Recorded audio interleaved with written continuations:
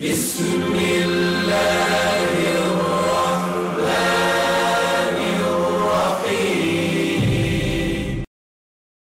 Здравствуйте, дорогие соотечественники, уважаемые граждане Таджикистана и уважаемые слушатели. Наверняка я знаю, что эта запись должна пройти в Ютубе и в других информационных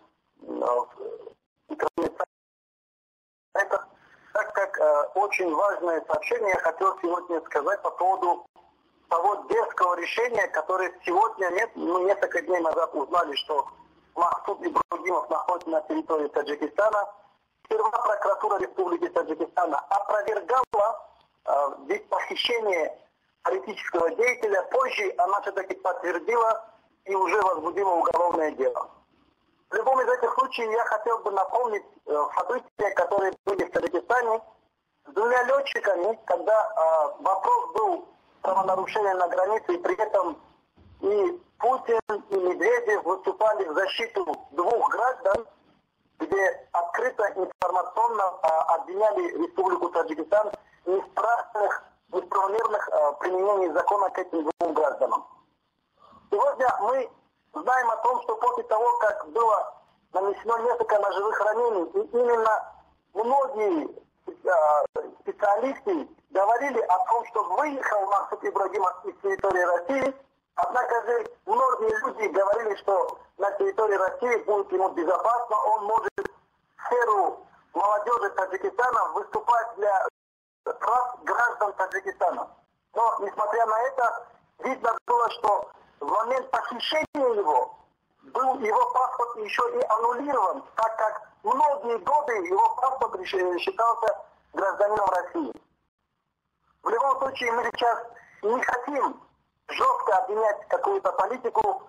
Мы просто сейчас будем коротко подготавливать ту информацию, что мы подготовили, передали уже документы в Европейский суд, где уже документы пересланы в сторону официальной Москвы, где мы хотим понять официальное мнение правительства России.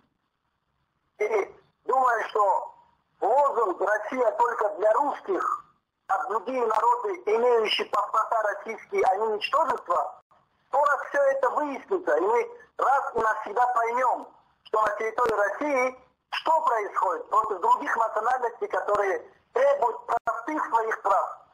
Опять же повторяю, что после ножевых ранений против Махсуда Ибрагимова оппозиция подготавливает информацию о том, чтобы он покинул эту территорию.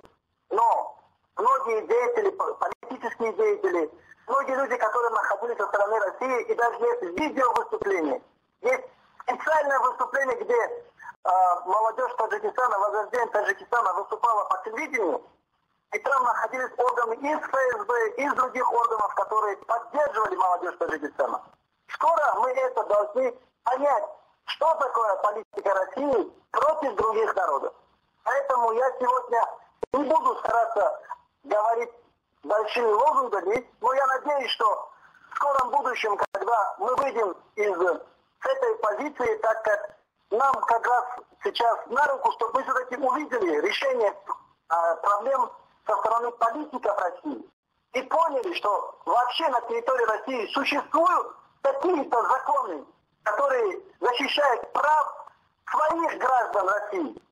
Даже и других соотечественников, которые на территории России работают, платят налоги, оплачивают разные патенты, где бюджет России с этого имеет немаленький доход. В любом случае мы должны четко понять, что происходит сегодня с Россией. С Россией, которые наши отцы и деды в Средней Азии, и их погибших считается почти более сотни тысяч людей. И все-таки, я не знаю, с какой стороны у нас сорвалась информация, я хотел напомнить 41-е и 45-е года, когда Средняя Азия выполняла огромную миссию для той победы, которую сегодня Россия имеет в полной цене. Где все лавры упали на сторону России. Многие отцы и дети в Средней Азии, которые погибли, не дошли до своих домов, они остались так и лежать на этой территории России. Сегодня мы видим многие вопросы, которые мы должны получить ответ. Что означает сегодняшняя Россия для Средней Азии и для других малых народов? те народы, которые пожертвовали многим своим. В любом случае, я прошу одно, чтобы запись прошла, и чтобы поняли, объяснили многим, что народ Таджикистана требовал всего лишь простого: свободы от тирании, свободы от того позора, который сегодня находится народ Таджикистана у себя на родине. Свободы от того, что продают наши земли, мы не имеем права говорить. Свободы слова в информационном поле.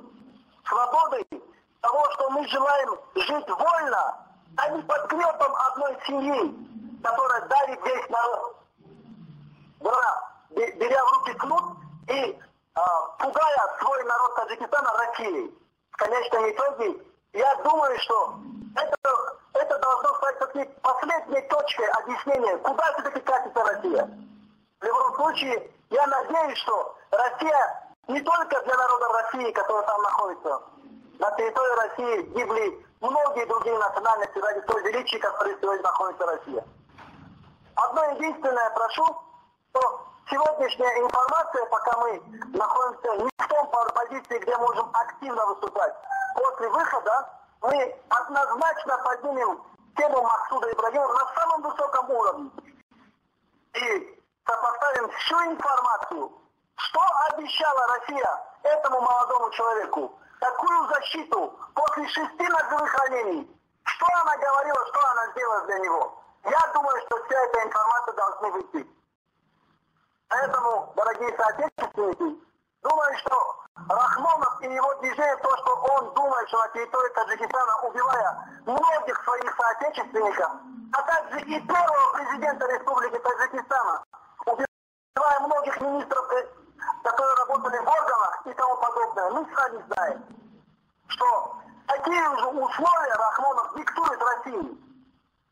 Мы еще не поднимаем вопрос о том, что почему гибнут 1000 граждан Таджикистана на территории России. В любом случае, мы должны требовать свои законные права. Что происходит между Россией и народом Таджикистана, политикой России и других народов?